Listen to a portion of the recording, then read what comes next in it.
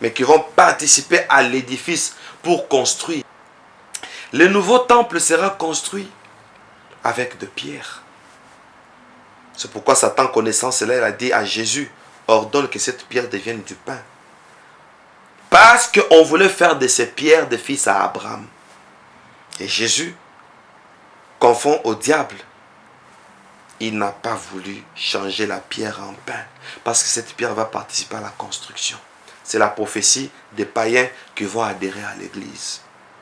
Si nous n'enseignons pas les païens, si nous ne prêchons que la prospérité, mais ces présidents, ces hommes politiques, ces hommes d'affaires, ces riches, ces nobles qui nous suivent, si nous leur parlons de la prospérité et qu'ils sont déjà prospères, ils ne vont pas se donner à notre message automatiquement. Ce sont les âmes perdues. Jésus est venu pour ces âmes. Bien-aimés dans le Seigneur, l'histoire prophétique continue. Si Jésus est venu à la crèche, il est venu pour chercher le bœuf. Or, le bœuf, c'est la prophétie des Juifs qui sont esclaves de la loi, mais qui ne pratiquent pas la loi. Car le bœuf est un animal qui travaille dans le service de plantation. Un animal sur lequel on attachait une charrue qui labourait la terre. Et on s'aimait. Celui qui travaille dans les services de plantation, c'est l'image du serviteur de Dieu. Parce que Paul dit, vous êtes le champ de Dieu. C'est l'église. Et celui qui travaille dans les champs, c'est le pasteur. Jésus est venu pour les païens. Jésus est venu pour les pasteurs. Parce que les pasteurs ont une histoire. Quelle est l'histoire de pasteur? Bien-aimés dans le Seigneur, voici le problème que les pasteurs ont. Les champs environnants, des bergers passaient la nuit pour garder leurs troupeaux. Soudain, un ange de Dieu leur apparut, et la gloire du Seigneur resplendit autour d'eux.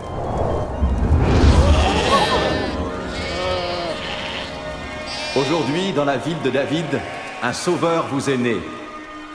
C'est le Christ, le Seigneur.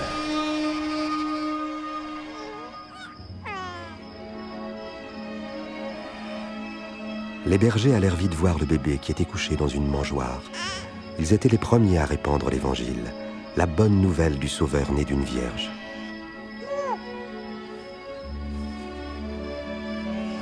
Voilà le problème des pasteurs. Les pasteurs, ce sont le gardien des troupeaux. Voici, le gardien des troupeaux sont en train de garder les troupeaux et un ange apparaît pour leur dire, il vous est né un sauveur. Sans l'ange, les gardiens de troupeaux ne pouvaient pas savoir que dans la ville où ils étaient, un sauveur était né. Il a fallu qu'un mage, un ange parte leur dire, tandis que les mages, eux, ne vont pas voir l'ange. Les mages vont regarder l'étoile. Ils vont observer l'étoile. Ils vont dire, ça, c'est une étoile mythologique. Dans leur étude des astres, dans leur mythologie, on leur a parlé d'un astre qui devait sortir. Et les mages typifient le païen. Les païens viendront à la crèche en suivant l'étoile. Mais les mages, eux, une étoile qui apparaît dans la ville où ils sont, ils ne se rendent pas compte. Automatiquement, c'est une prophétie qui est en train de dire, les pasteurs, quand cette prophétie que vous voyez sur l'écran, cette prophétie va s'accomplir, où on dit que je vois un astre qui sort de Jacob. Cette étoile est un astre prophétique. Quand la prophétie doit s'accomplir, les bergers ne seront pas informés. Le berger n'auront pas la vision. Le berger n'auront pas la percée. Une percée prophétique. Les bergers vont dormir. Au temps de Jésus, au temps du christianisme, quand la prophétie sur l'étoile va s'accomplir, les bergers seront en train de dormir, mais gardant les troupeaux. C'est la maladie de l'Église où nous avons des pasteurs sans révélation. Ah mon Dieu. Et voici, un ange appelle le berger et les bergers vont vite aller à la crèche. Qu'est-ce qu'ils ont à la main? Le bâton des bergers. N'est-ce pas? N'est-ce pas que le bâton, comme Dieu a dit à Moïse, qu'as-tu dans ta main? Un bâton. Dieu lui dit, jette-les à terre. Nous y reviendrons.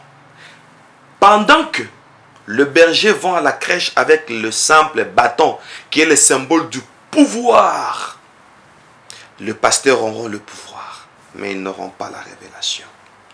Mais les mages, ils vont aller avec l'encens. Oh, l'encens pour témoigner que celui-ci qui est né dans cette crèche sera un souverain sacrificateur. C'est un souverain sacrificateur.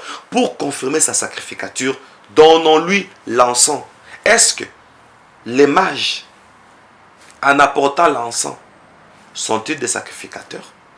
Parce que dans l'Ancien Testament, l'encens s'est retrouvé entre les mains des sacrificateurs. Donc, le berger vient à la crèche seulement avec le pouvoir, symbole du bâton. Ce qui veut dire, le pasteur adhéreront dans le christianisme muni que du pouvoir. Mais les ustensiles du ministère de Jésus, les pasteurs n'en auront pas comme l'encens. C'est-à-dire, nous aurons des pasteurs dans l'église, mais sans la méthode de la sacrificature. C'est ça l'encens. Ils ne seront pas des sacrificateurs. Or, le rôle du sacrificateur, c'était de purifier le peuple, de purifier le brebis, de le faire passer à la sacrificature et le brûler sur l'autel. Pour dire, nous aurons des pasteurs qui vont adhérer aux choses de Dieu, accompagnés avec de simples pouvoirs. C'est ça les bâtons. Mais ils n'auront pas cette capacité d'amener les enfants de Dieu à l'autel. Curieusement, ce sont les mages qui vont le faire. C'est pourquoi Jésus a dit, j'appellerai mon peuple, celui qui n'était pas mon peuple, ma bien-aimée, celle qui n'était pas ma bien-aimée. Pour dire, on va susciter une nouvelle génération qui est encore païenne et viendront pour compenser ce que les bergers n'ont pas pu faire. Ça, c'est déplorable et des choses pareilles me font peur. Les bergers vont venir munis de bâtons alors que les mages viendront avec l'or. L'or qui est le roi des métaux pour confirmer que celui-ci qui vient de naître, c'est lui le roi des rois. Quand il va commencer son ministère, il va dire « Répentez-vous car le royaume des cieux est proche ». Voilà pourquoi, quand les mages sont venus, ils ont demandé à Bethléem où est le roi des Juifs qui vient de naître. Et on dit, c'était au temps du roi Hérode. Est-ce que dans un seul royaume peut-il y avoir deux rois? On dit bien au temps du roi Hérode. Et Jésus est né là. Les mages appelaient Jésus le roi des Juifs. Pour dire, celui-ci qui vient de naître, il vient mettre un terme au royaume de ce monde qui est typifié par l'Empire romain. Ne sommes-nous pas au temps romain? N'utilisons-nous pas le calendrier romain, les chiffres romains et l'Église universelle? N'est-elle pas l'Église romaine catholique? Pour dire, Jésus vient instaurer un nouveau royaume qui n'est pas romain. Attention, que les aigles ouvrent les yeux spirituels. Mon Dieu, l'autre. Bien-aimés dans le Seigneur, les mages vont comprendre la prophétie, ils vont amener l'or pour dire nous venons proclamer la royauté de celui qui est dans la crèche. Mais les bergers vont amener que le bâton, symbole du pouvoir, mais ils ne vont pas proclamer le royaume des cieux. Ah! Voilà pourquoi les mages, eux, vont amener l'or pour proclamer le royaume des cieux. Ce qui veut dire, au temps de Jésus, à l'avènement du Fils de l'homme, ce sont les mages, les païens, qui vont nous dire la fin du monde est proche. Les païens, comme les Mayas, vont dire que effondrement, planète Terre, 2012. 2012 est passé, les gens se sont moqués d'eux. Or, ces gens avaient une précision et Dieu nous a placés dans une phase de la prolongation. La NASA parle de la nova, une chaleur extrême où les rayons solaires vont percer la planète Terre, des rayons ultraviolets. Et la Terre va se consumer. Qui parle de ces choses? Ce sont des hommes de science qui nous parlent des astéroïdes. Voilà les mages qui prédisent l'arrivée d'un royaume de Dieu. Les mages apportent la myrrhe. Or, à l'époque, on utilisait la myrrhe pour embaumer les morts. Ce sont les mages qui amènent ça. Le berger n'amène que les bâtons pour dire le message de la sépulture qui est le message prêché par Paul plutôt, qui dit nous devons mourir et ressusciter avec Christ. C'est ça la myrrhe. Le berger n'en auront pas. Mon Dieu. Bien-aimés dans le Seigneur, nous sommes en train de passer un moment de la crise de religion. Nous allons parler des gens qui sortent du désert et gens qui nous apportent le baptême. Cette année-là, Dieu confia son message à Jean dans le désert. Il parcourait la région du Jourdain, proclamant un baptême en signe de repentance, afin que Dieu pardonne les péchés. Éloignez-vous du péché! Faites-vous baptiser et Dieu pardonnera vos péchés! Ainsi qu'il est écrit au livre des paroles du prophète Ésaïe. Une voix crie dans le désert. Préparez le chemin du Seigneur. Dis-nous. Le baptême, c'est un engagement. Le Jourdain, l'image du sacré. Voyons-nous. Maintenant, Jean-Baptiste sort du désert. Il dit qu'il est la voix de celui qui crie dans le désert. Et le désert, c'est son passé. Le passé. Le passé, c'est l'Ancien Testament. L'Ancien Testament n'a pas connu le Shiloh qui devait venir. L'Ancien Testament n'a pas connu Jésus. Comme l'Ancien Testament n'a pas connu le Shiloh. L'Ancien Testament n'était que l'ombre des choses à venir. Voilà, ils sont dans le désert. Voilà pourquoi Jean crie dans le désert. Jean, le dernier prophète de l'Ancien Testament, est en train de nous prophétiser pour dire, c'est lui qui n'a pas Jésus. Il vit encore dans le désert. Ainsi, Jean baptise. Et quand il voit Jésus venir aux eaux de baptême, Jean-Baptiste dit, je ne peux délier ses sandales. Es-tu le Messie?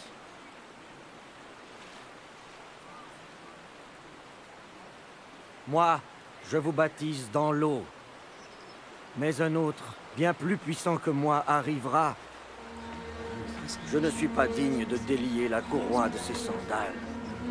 C'est lui qui vous baptisera du Saint-Esprit et de feu. Il séparera le grain de la paille et il amassera tout le grain dans son grenier.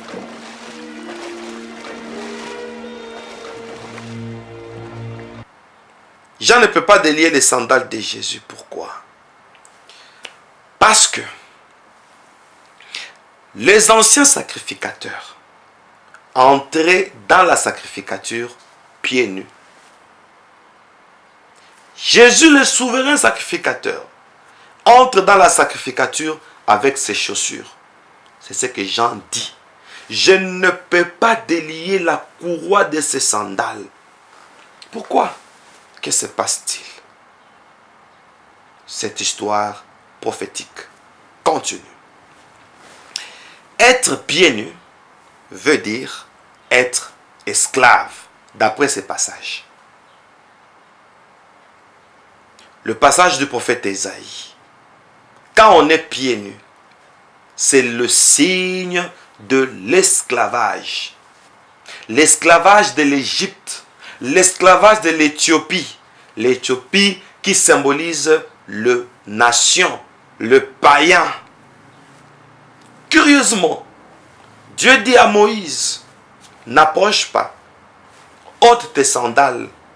Dieu prophétise pour dire, quoique toi Moïse, tu viens libérer Israël, mais Israël restera esclave. Ça, c'est d'après le prophète Ésaïe.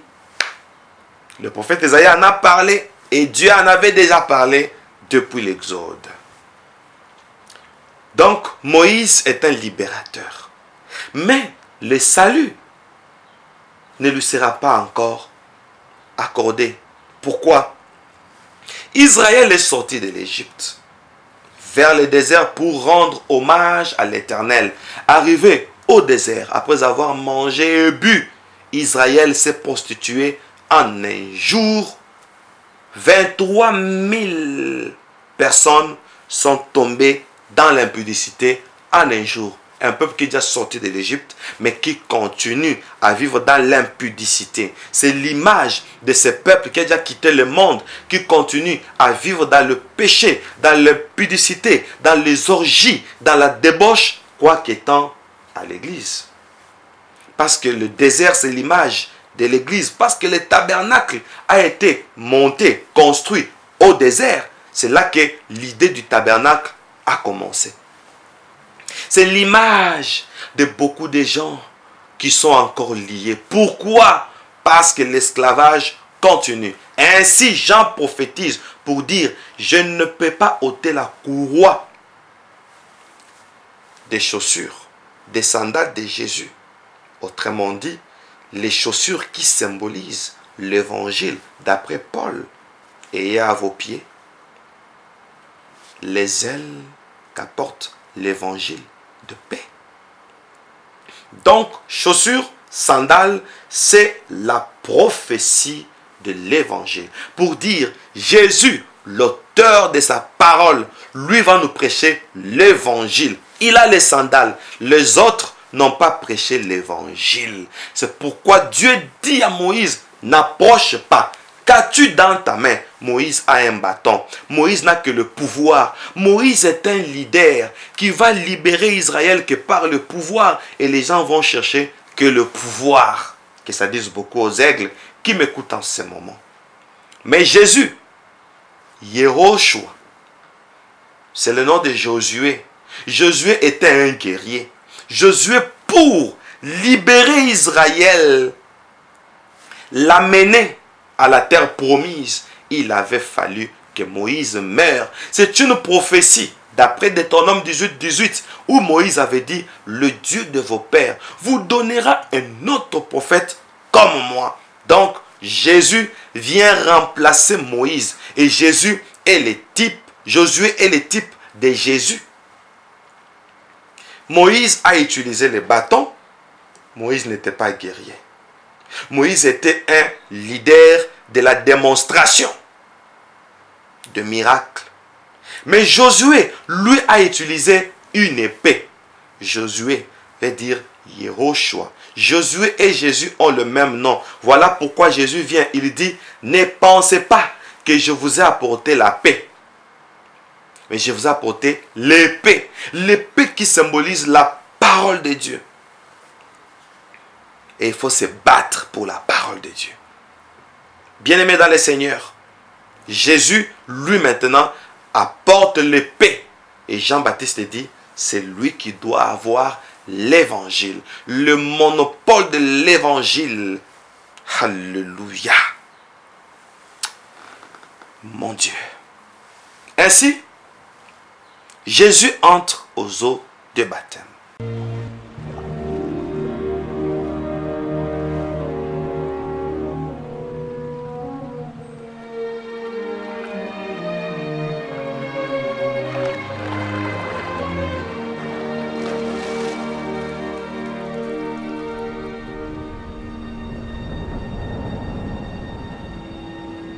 Et le Saint-Esprit descendit sur Jésus sous la forme d'une colombe.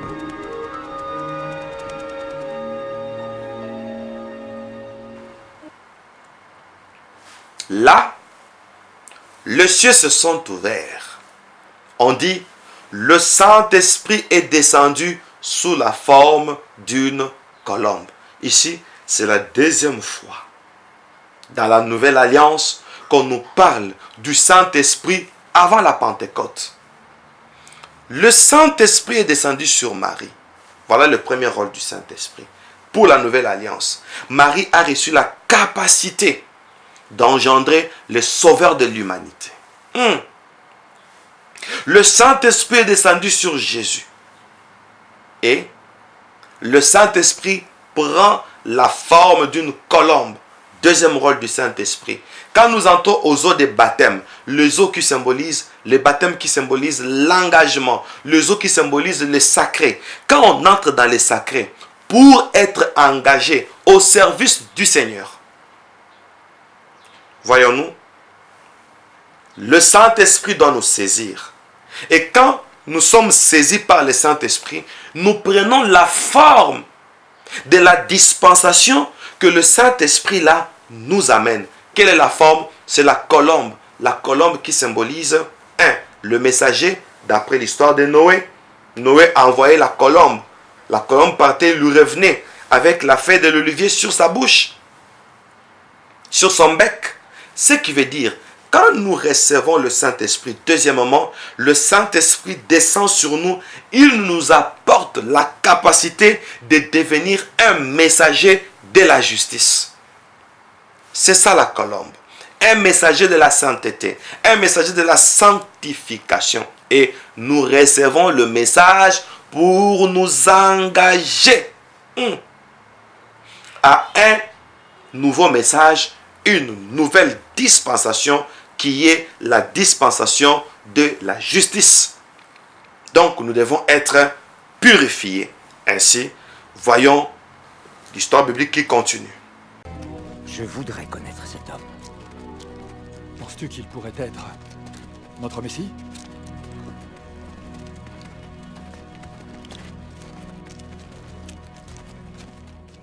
Et ce chef religieux, Simon, invita Jésus à manger avec lui. Jésus se rendit chez lui et se mit à table. Allons les enfants, laissez-nous. Vous m'entendez?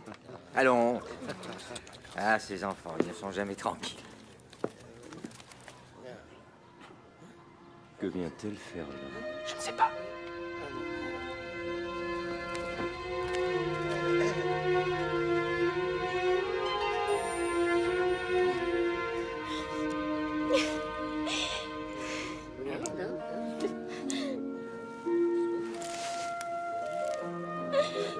Qu'est-ce qu'elle fait ici?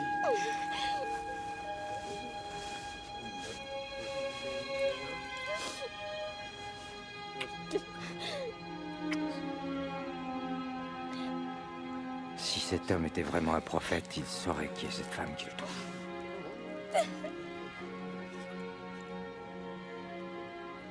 Il saurait qu'elle est une femme de mauvaise vie. Je sais qui est cette femme, Simon. Alors écoute ceci. C'est l'histoire d'un prêteur à qui deux hommes devaient de l'argent. L'un lui devait 500 pièces d'argent et l'autre 50. Aucun des deux ne pouvant le payer, il leur fit grâce de leur dette. Lequel des deux l'aima le plus? Celui, je pense, auquel il avait remis la plus grosse dette. Tu as raison. Vois-tu cette femme? En arrivant, tu ne m'as pas versé d'eau sur les pieds. Elle m'a baigné les pieds de ses larmes et les a essuyés avec ses cheveux. Tu ne m'as pas embrassé pour m'accueillir, mais elle n'a pas cessé de m'embrasser les pieds. Tu n'as pas répandu d'huile sur ma tête, mais elle a répandu du parfum sur mes pieds. Je vous le dis, ses nombreux péchés sont pardonnés, c'est pourquoi elle montre tant d'amour.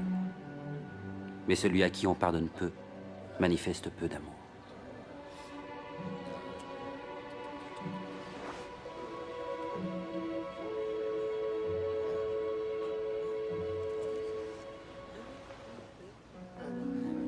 Tes péchés te sont pardonnés. Ta foi t'a sauvé, va en paix.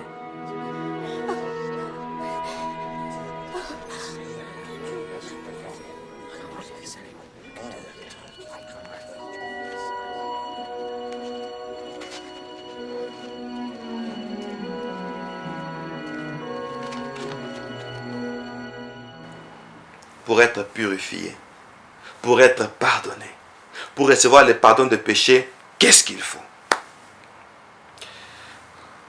L'histoire de la pécheresse pardonnée.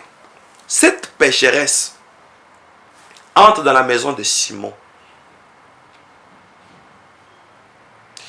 Les gens sont à table. Les gens sont en train de manger. Cette pécheresse dit, la table m'intéresse peu. Ce qui m'intéresse, c'est le pied de celui-là qui est assis à table. Les gens ont invité Jésus rien que pour manger, pour bénéficier de la nourriture. Mais cette femme qui est la prophétie d'une église pécheresse, d'une église païenne, qui va recevoir la grâce, le pardon de péché, qu'est-ce qu'elle a fait? Elle est allée au pied du Seigneur. Attention, n'est-ce pas la prophétie de Ruth, une femme sans homme? C'est ça la prophétie de cette pécheresse. Ruth qui était une Moabite, un peuple pécheur, issu de l'inceste. Vous connaissez l'histoire de Moab.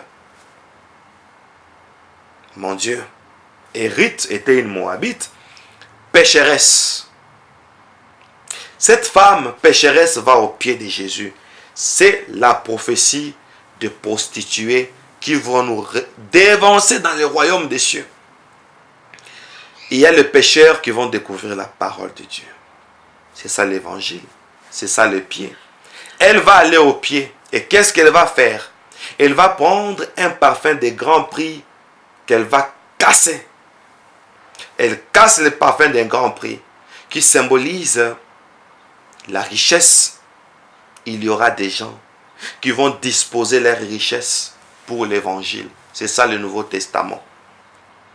Ce n'est pas seulement le moment de manger, de boire, de s'épanouir. Aujourd'hui, l'église est devenue comme une cité de refuge qui accueille le pèlerin épuisé dans le désert et qui viennent pour manger et boire, mon Dieu. Non. Ainsi, elle casse les parfums, ce qui veut dire, vous qui m'entendez, à cause de l'évangile, cassez votre compte, brisez votre compte, amenez-nous la richesse que vous avez pour la cause de l'évangile. C'est ça le pied. Brisons notre richesse. Disposons ça au pied de Jésus. Elle a répandu le parfum au pied de Jésus pour dire, dispose ta richesse pour l'avancement de l'œuvre de Dieu, l'évangile du salut, pour le salut des âmes. Et qu'est-ce qu'elle a fait? Elle a commencé à couler les larmes sous le pied de Jésus. Voyez-vous? Et elle a commencé à baiser le pied de Jésus. Or, baiser veut dire donner beaucoup d'affection. Donnons beaucoup d'affection sur l'œuvre de Dieu. Mon Dieu. Et que s'est-il passé encore? Elle a pris ses cheveux. Elle a essuyé le pied de Jésus. Or, dans la nouvelle alliance, la chevelure, c'est la gloire de la femme. On lui a donné comme gloire. On lui a donné la chevelure comme voile. Quelque chose qu'elle utilise pour se voiler quelque chose qu'elle utilise pour sa gloire. Mon